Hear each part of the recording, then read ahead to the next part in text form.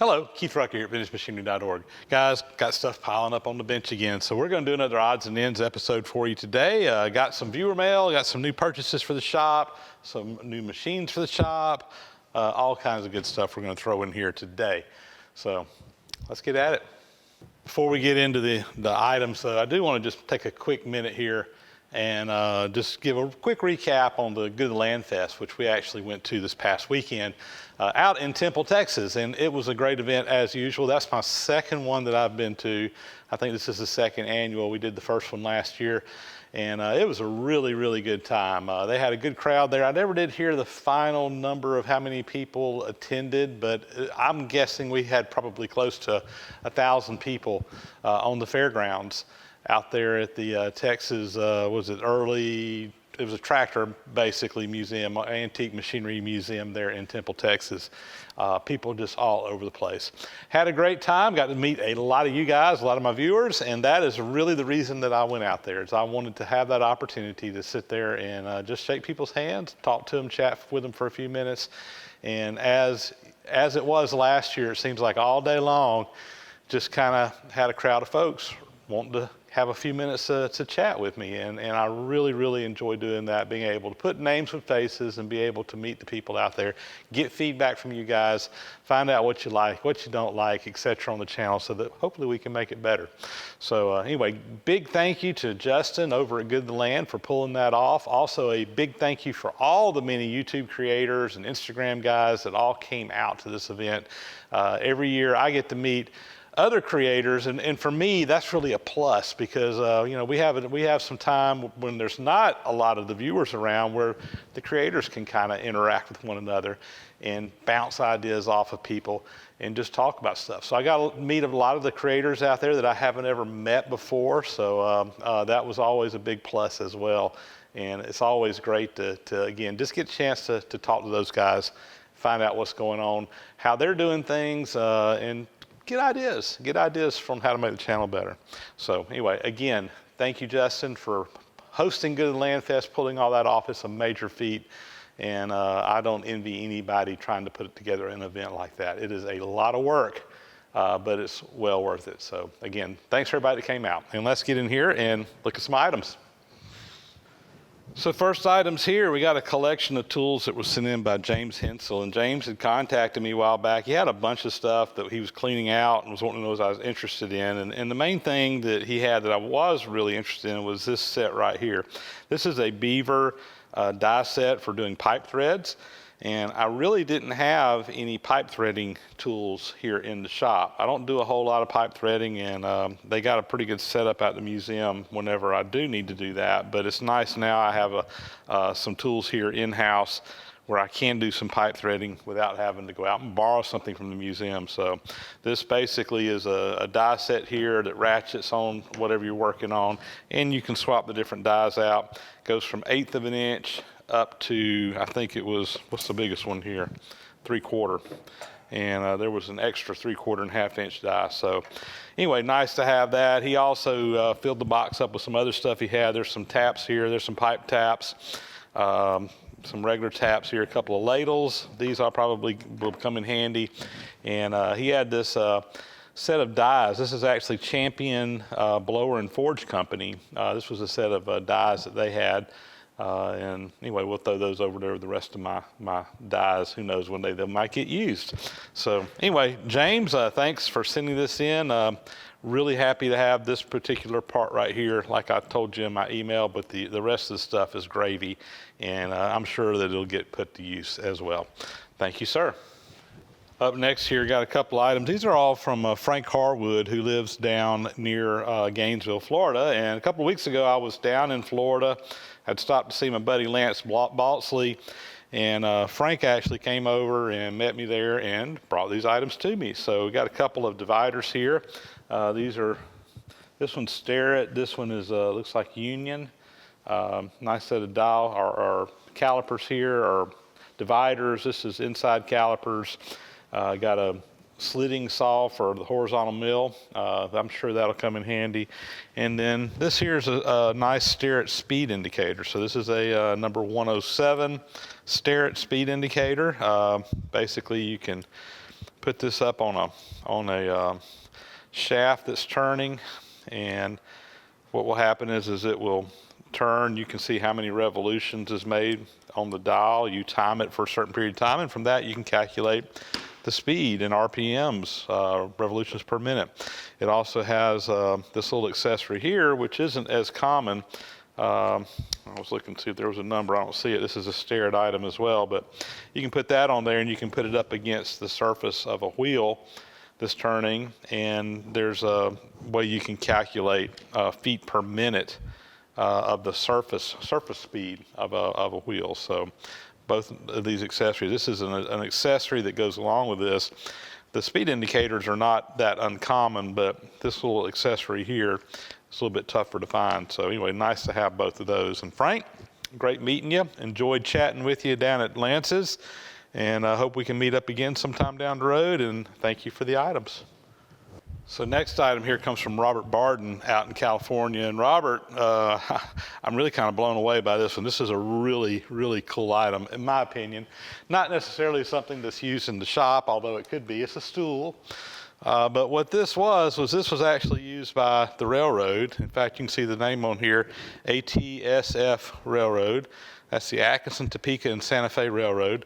And it's a stool that would have been used, probably whenever they came into a depot. The conductor would get off the train and put this down. This would be a step that people could step off the train onto the ground. And it's branded with the railroad stuff. And in the railroad memorabilia world, guys, stuff like this is just really, really hard to come by, and that's a really, really nice stool.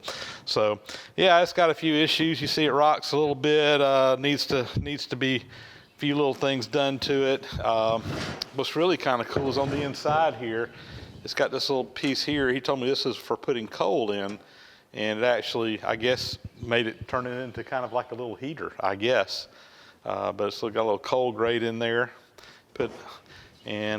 Looks like we need to probably do a little hammering on it to get the sides back where it's not rocking, and maybe put some new feet on there. Who knows? This might be a restoration project.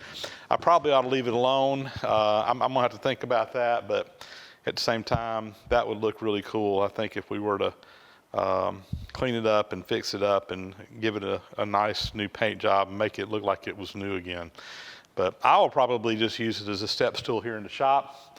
But really, really cool piece of railroad history there, and it's a functional tool in the step form of a step stool that we can use here in the shop. So Robert, thank you so much. He told me he's just thinning down his collection, cleaning some stuff up, and said he's had this a long time and it needed to find a new home. So he was kind enough to send it to me, and I cannot thank you enough. So up next, got a book that was sent in by Frank Ewan, so we can add this to my library, my ever-growing library. Thanks you guys sending all these old books to me. This is Shop Theory. Interestingly, this is also from the Henry Ford Trade School. I had a book that someone sent in not too terribly long ago that was another one in this series from Henry Ford Trade School.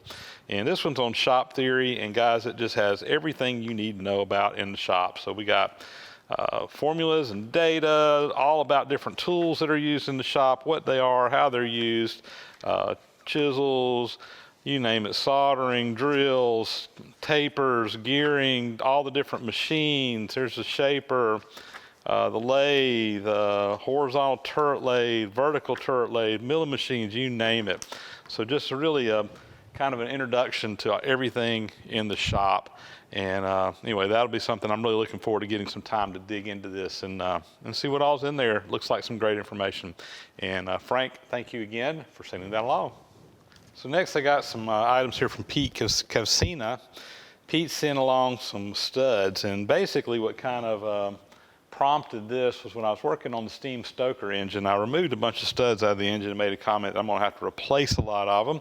And he said he picked up a bunch of studs somewhere along the line, had a bunch of different ones, and wanted to send some along to see if I could use any of them. So real quickly, these are the studs that I took out of the stoker engine. There's basically a bunch this size, which is it's the same as these here. And this is the same thread pitch as these.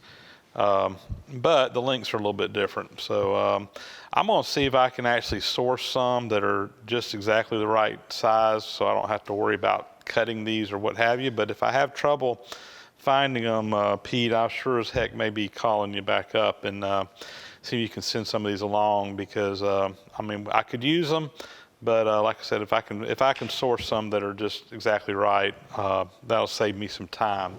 So we'll see. But anyway, I thank you for sending these along. I'm going to put these up over here in my cabinet with all my hardware, and I'll be willing to bet you that they get used somewhere along the line here in the shop for something. But I'm going to see if I can find some that are exactly like the ones I took out before we start trying to do modifications to them. But you may be hearing from me, and thank you so much for thinking about me and sending them in. Up next, more books. This is from Eldon Ashborough, and Eldon's out in Colorado. He sent me a note. He said, many years ago, I was interested in anything trains. I'm older and hopefully wiser, and going through my railroad books and found these. And basically, he's thinning things out as well and wanted to share them with me. So anyway, thank you so much, Eldon. But let's look at what we got here. So modern air brakes. Of course, this is air brakes on locomotives and so forth on the trains.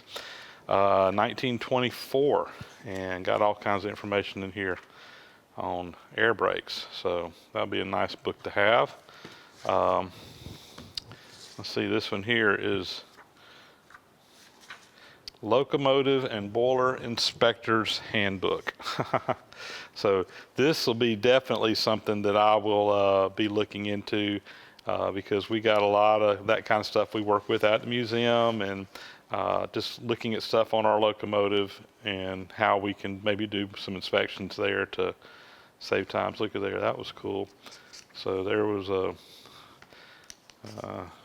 about gauges. So if you ever want to know what the inside of a gauge looks like, this is basically just a cylinder in here, a flat cylinder, and when you pressurize that, it expands that around and it hooks to the linkage on your dial. I knew how that worked, but that's pretty cool if you've never seen the inside of like a steam gauge.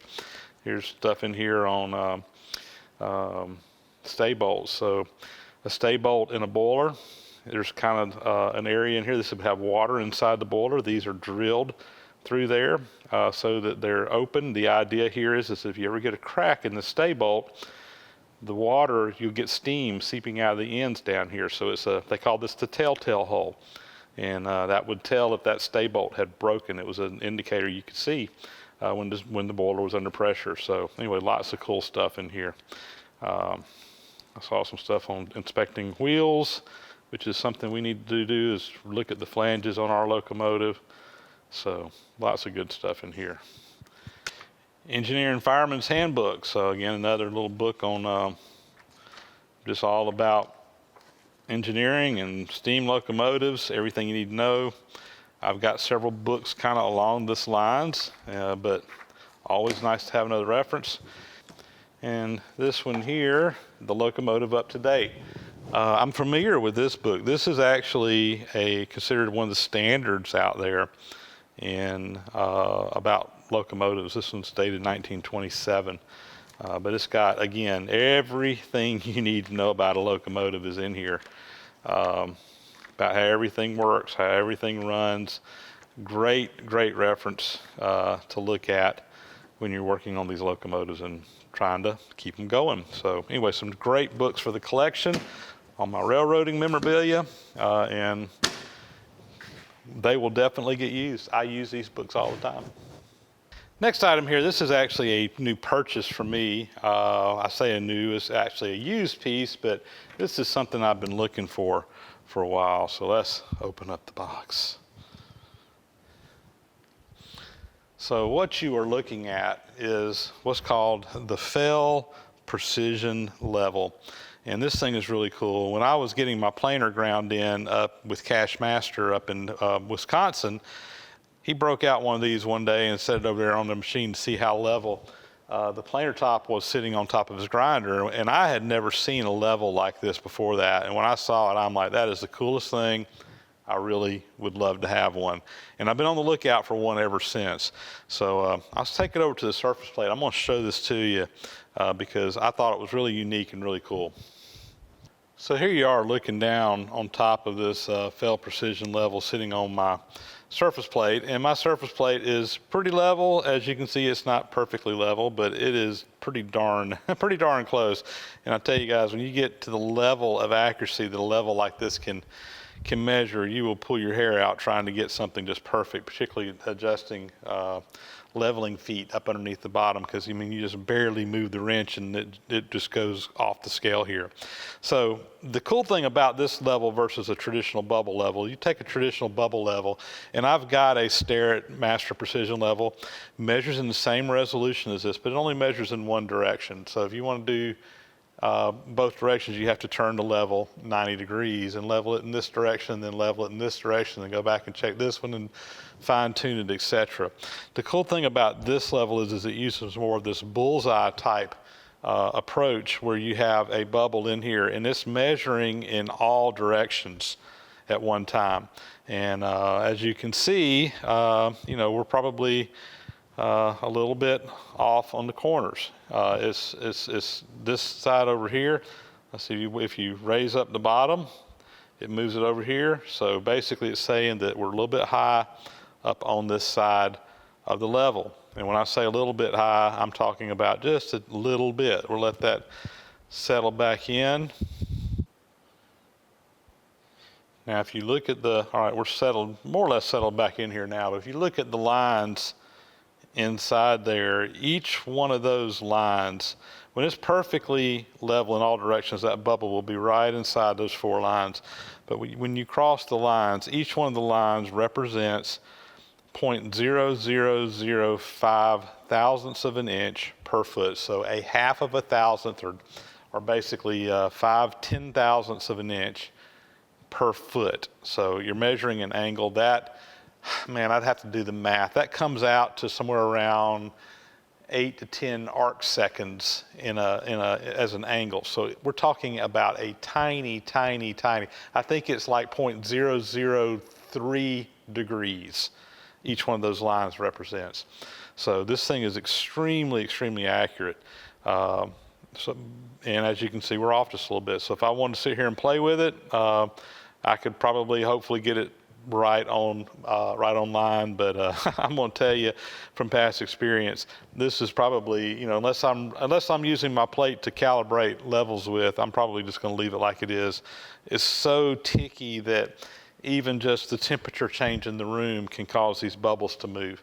Even just somebody standing next to the plate can cause the concrete that I'm on the shop to move enough to actually move the bubbles. I'm just going to lean on my plate, watch the bubble when I do. So I'm just leaning on the plate, and you can see we moved the bubble almost a whole line just by me leaning on the plate. So again, that's the kind of accuracy that this thing will do, and it'll cause you to pull your hair out. But it's real handy. And what I like about it is that I can put one level up on my machine, and I can get a idea of my level in all directions. So when I'm like leveling a machine or leveling a surface plate, I'm not just looking in one direction and have to go look in the other direction. I can kind of look at all of that at one time and see where I'm at. So it's good. Although I will tell you that if something's really out of level, you need to get a regular level just to kind of get it close, and then fine tune it with this, because it doesn't have to be much out, and that bubble is completely off the scale. It's like that. So anyway, cool little toy, and I'm glad to have it in the shop. So I will just show you the label that's on the inside of the box, because I had a lot of questions. I posted this thing up over on Facebook and Instagram, and people were asking, well, how do you know if it's level? How do you know if the level's accurate or not? So first off, it says that the surfaces have to be perfectly clean. Even a speck of dust under this level, you get a little fine grain of sand or something on there, it's going to cause it to be off, because it is that accurate. So you need to do that. It says, make sure you don't have any nicks or little small scratches on the bottom of this thing. So you need to take like a precision ground flat stone and hone it just to make sure it's flat. And it says when you're moving the level, only if you're moving it more than a few inches, they say pick it up and set it back down, because just by sliding it across the surface, even if you think it's clean, you'll pick up dirt. and it will cause it to be off. So this thing is just that accurate. The other thing here, checking the level. You check this level just like you do any other level. You get over there like on the surface plate. It doesn't have to be perfectly flat, but you need to have it in the resolution of the bubble that you're looking at. And if the level is accurate, if you pick the level up, flip it end for end, turn it around 180 degrees, it should read the exact same on both sides of the level. If you flip that level around, it's reading the exact same on both sides. It's calibrated and it's accurate. If it's reading different from one side to the other, your level needs calibration. And I haven't gotten into this one. I think that to calibrate this, you can take this little bezel off, and there's some screws in there that you can adjust that bubble. But I actually checked it out, and it's within about a half a line of being dead nuts perfect accurate, and I'm not messing with it. It's close enough for what I'm working with. If I really wanted to, I really probably what I need to do is send this out to a calibration surface if I wanted to get it calibrated better than that. And I may do that. I need to talk to my buddy Mark Witowski and see if he has any experience working with these and if he can do it. So anyway, there you go, the Fell Precision Level. It's a cool new tool for the shop. So just another little cool thing or two about the level here. When I was up at Cash Masters, he had one. His is actually, it's a little bit different than mine. It's still a Fell. They made these in a couple of different variations. This one I think is one of the real early ones. I think this one was probably made in the 1940s. I think they invented this in like late 1930s. They made these cast iron ones during World War II and so forth. In fact, Cash told me that during World War II, these levels were so accurate at the time that they actually prohibited the company from exporting these out of the U.S. and actually controlled who could get one of these because they were so accurate and so useful in setting up precision stuff for the war effort that they wanted to make sure that these things did not fall into enemy hands. So anyway, that's just kind of a cool little story about them. Later on, they changed the design a little bit. The top of it kind of has like a glass, almost looks like a tin foil up underneath it. I think that's to reflect heat, just to make this thing so that if you got like sunshine or something coming in the shop, just the temperature gradient across this can probably make it where it's not reading the same. So they made some modifications to it, probably improved it, but I really like this older cast iron version that I got here. But anyway, enough on the Fell Precision Level. You can't tell I'm excited to have it, and this thing is a prize. They're not easy to find, and it took me a while to dig one up, and I was real glad to get my hands on one. And look, more books. I'm gonna have to add another shelf to my bookcase in there. This comes from Gordon Melby, and Gordon sent along a nice collection of all kinds of cool stuff here. So first one here, Southern Pacific Railway, rules and regulations for the railroad. And it's basically got all the rules that you have to follow on their railroad. I've got a similar book to this for one of the railroads down here in the southeast. I think it was in Alabama Railroad. I'm kind of curious to grab that one and compare notes. You know, I've seen these books, you know, on eBay and stuff, and I've always suspected that a lot of this was just the same from one railroad to the other. But of course, I'm sure you had some things that were specific to certain railroads. So anyway, lots of cool information there, I'm sure. This one here is Hawkins Electrical Dictionary, and it's literally a dictionary. And it has all the terms used in electrical stuff, I guess. So that'll be cool to have. Railroad curves and earthworks. So this is for constructing right-of-ways on the railroad. All kinds of information there. Looks like you got to have an engineering degree to understand it, but that's good stuff. I'm sure I can. You know, we do some track work and so forth at the museum from time to time. This here is a set of the Audel's Engineers and Mechanics Guide. So if you're interested in working on steam engines and so forth like that, whether it be stationary steam engines, locomotives, traction engines, etc., this series of books here has so much information. you can find these on eBay and so forth fairly easy. The Audells, basically, they created a whole series of books that were kind of for correspondence courses where you could, take a class by just reading books. And it's kind of the early days before we had the internet and taking online classes. You would order books and you would study at home, and that's kind of what these Audells books were used for. And these guys were the standard back in the day. So there's a lot of information in here. And this, when it says engineers and mechanics, they're mostly talking about steam stuff in here. Great reference books. I've actually got a set of these, but I might keep this copy down in the shop and leave another copy up at my house because I reference these all the time. Let's see what else we got here. Scientific America's Cyclopedia of Formulas. So if you need to know a formula to something, it's probably in this book. So, and my real job, my day-to-day job is actually I work as a scientist. So this one I'm sure I'll be referencing all the time because a lot of times I'll know that I can solve a problem, but I just may not remember the formula. So go look it up in a book. There you go. And then finally, let's see what this one is. Die Engineering Layouts and Formulas. So die work, so doing like punch presses and dies to stamp out parts, form parts, all kinds of stuff there. This is something I really don't know that much about, haven't worked that much with. So this will be a great book to have around if I ever get into doing any kind of die work where I can reference it. So, that's what tool and die makers do is they make these kinds of dies for all kinds of work. So Gordon, thanks again, and we'll add these to the library. And we got a new tool for the shop that I actually got in this past week. So this is a big grinder, or excuse me, it's a buffer actually, long arm buffer. I've been looking for one of these for a while. I've actually been looking for like one of the Baldor units or something, but this one came available and I'm like, you know what, I gotta have that. That's just really cool. So this thing is made by the Electrical Tool Company.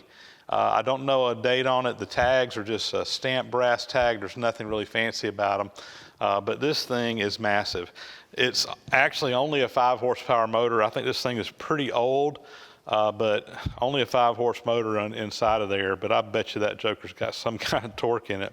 It has the flanges, the nuts on the ends were missing, so I'm gonna have to either source or make some Acme nuts. I got a left hand and a right hand thread. I think this is 1 inch.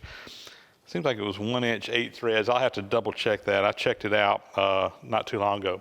So my buddy Andrew Alexander out in Texas goes by Blacksmith Tools on Instagram. He actually had this. He picked it up a while back, and I was out visiting his shop a couple of months ago and saw it, and we worked out a deal on this. So, and he was going to ship it to me, but we got to thinking, hey, Good of the Land Fest is coming up, and my buddy Mike Wiggins drove out to that, Mike over at Backyard Machine Shop, and he was kind enough to haul this back for me. He was bringing some stuff out. He didn't have a whole lot coming back, so he had a little small utility trailer, and he threw this on there and was kind enough to haul it back, so I didn't have to pay to have it shipped from Texas. So that worked out real good for me, and Mike just stopped by the shop on his way back home from Good of the Land Fest the other day, and we use the gantry crane to unload this and get it in the shop. So at some point in the near future, I hope I can come in here and do a quick restoration on this. Basically, probably just give it a paint job. I'm sitting here just spinning it. The bearings feel just fine. I'll probably fire it up, and if I see any problems, we may replace the bearings in here, but I'm not even sure I'm going to need to. And my thought on this is I want to get like a big wire wheel and maybe some type of deburring type wheel to put on this that I can use when I'm doing restoration work. I got a little small grinder right now with a wire wheel, and I want to have something that I really want the long arms where I can get in there and swing stuff around and clean things up on the wire wheel whenever I'm doing restoration work. This one here, yeah, it's almost a little scary. This thing's so powerful, so big, but hey, what the heck. May have to do some rewiring. I'm looking at the wires coming out of here. I may take it up to my buddies at the motor shop and have them put some new leads in there, just to, again, to be on the safe side. It's got some older wires in there, but I think this thing, we can get it up and running without too much trouble at all. And it'll be a really cool, nice addition to the shop. And with that, that's going to be a wrap on this episode. I think we got everything worked in and get to see the new stuff that's coming through the shop. Got a lot of people that enjoy seeing this series because they're always seeing new tools, seeing new things, sometimes things they didn't even know anything about. So as always, thanks for watching. Appreciate you guys hanging in there to the end if you made it this far. And keep on watching. If you haven't already, please subscribe to my channel. I appreciate any new subscribers that we can get. And we'll keep bringing new material to you. Thanks for watching as always.